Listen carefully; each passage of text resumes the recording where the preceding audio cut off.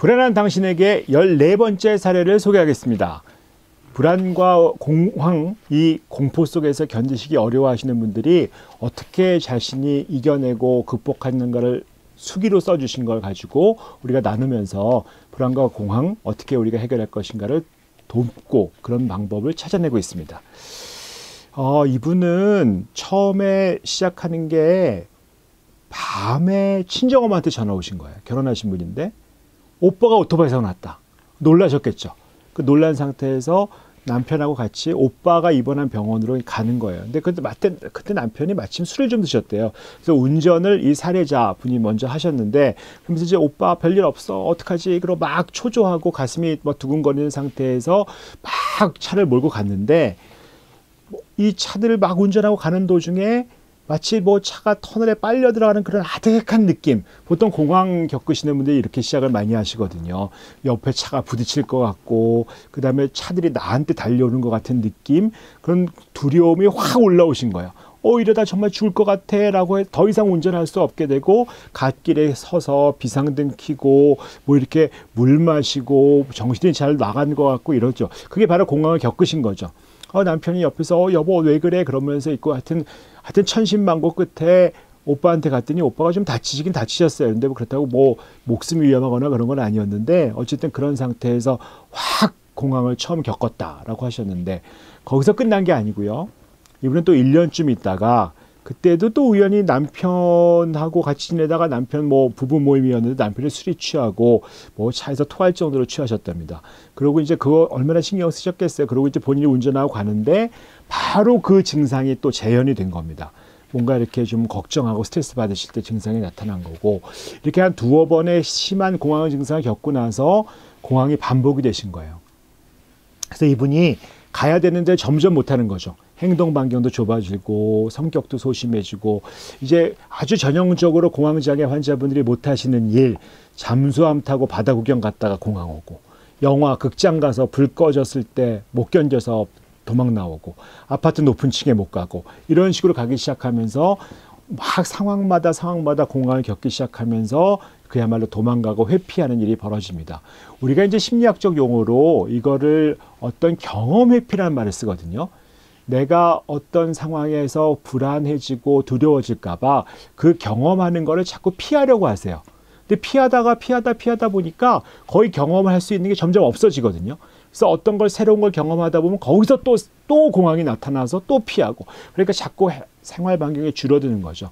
우리가 치료하기 위해서는 경험 회피가 아니라 그 경험에 노출하고 견디고 있을 수 있어야 되는데, 이런 증상이 나빠진 상태에서 자꾸 회피를 하게 되고, 한번 회피를 하기 시작하면 자신감이 점점 떨어지기 때문에 그 증상이 점점 악화된다는 교훈을 여기서도 얻을 수 있습니다.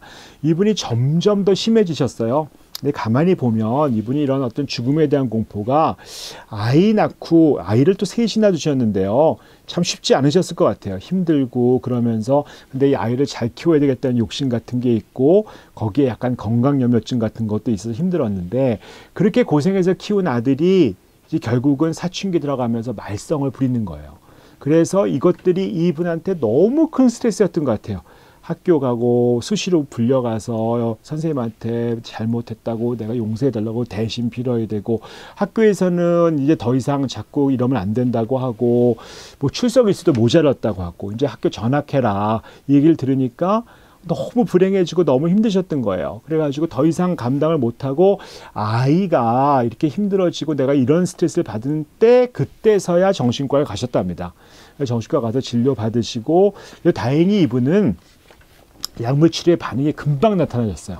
그래서 상당히 좀 회복이 잘 되고, 그러면서 다른 인생을 살게 되신 거죠. 그래서 너무 좋으셔가지고 본인 말에 의하면 거의 정신건강의학과 홍보대사처럼 되셨어요. 근데 그렇게 내가 이렇게 아팠고 치료받으면서 좋아졌다고 얘기하고 나니까, 그제서야 주변에 나도 그런데 그런 분들이 늘어난다는 걸 아시게 되신 거예요. 나 혼자 겪었던 고생이 아니고, 그런 고통이 아니고 다른 사람도 있구나. 그래서 그분들이 사실은 정신과 가면 뭐 기록에 남는 거 아닌가요? 뭐 정신과 기록 보고 정신병자로 보는 거 아닌가요? 하고 두려워하시는데 전혀 그렇지 않다. 이게 보면 우리가 삶의 질을 높이기 위해서 정신과 치료는 꼭 필요하다라고 얘기하셔서 지금도 꼭 다른 분을 권면해서 병원에 데리고 간다 이렇게 얘기하고 계시고요. 이제 그 공포의 시간부터 자유로워서 완전히 새로운 삶, 새로운 나의 인생을 살고 있다라고 말씀하십니다.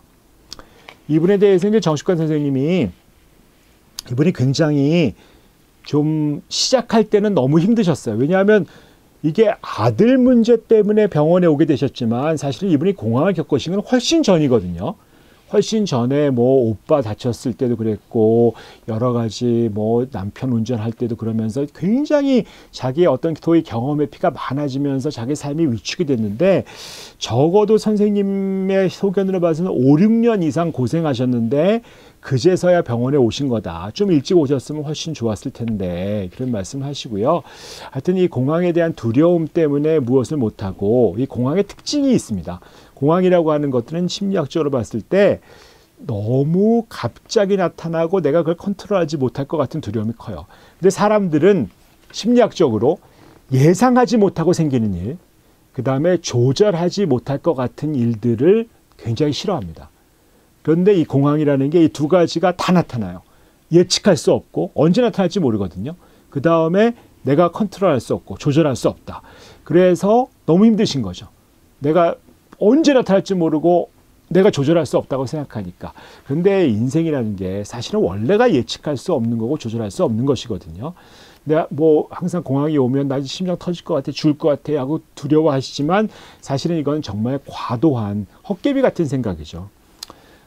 여기 선생님이 쓰신 글에 독일 극작가 쉴러의 말을 인용했는데 우리가 두려워하는 공포는 종종 헛개비이지만 그럼에도 불구하고 실제 고통을 초래한다 라는 말을 했어요.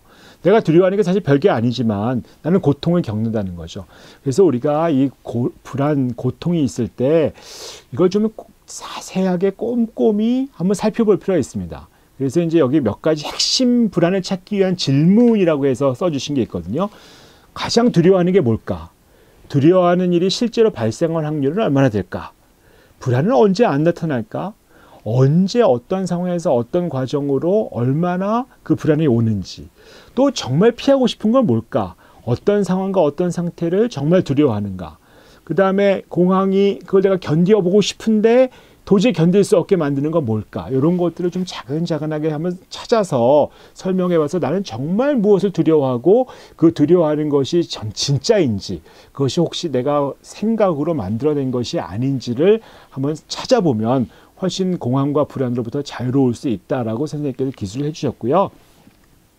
한 방법으로 불안일기라는 걸 권면해 주셨어요. 예를 들어서 불안이라는 걸 자꾸 피하려고 하지 말고 불안한테 약간 불안을 의인화해서 불안한테 내가 일기를 써서 주는 거예요. 네가 아무리 날 불안하게 해도 난 너부터 도망가지 않아. 난 너를 도망가지 않을 거야. 내가 너를 견뎌내면 내 건강은 더 좋아질 거야. 뭐 이런 식의 하면서 내가 가진 불안하고 너 왜 왔지? 너는 어떤 마음으로 나랑 있지? 나는 너를 너무 싫어하고 불편해하지 않을 거야 라고 불안과 마치 동행하는 사람인 것처럼 일기를 써보시면 훨씬 잘 지낼 수 있다는 것들을 권면하시면서 이 글을 마무리하고 있습니다.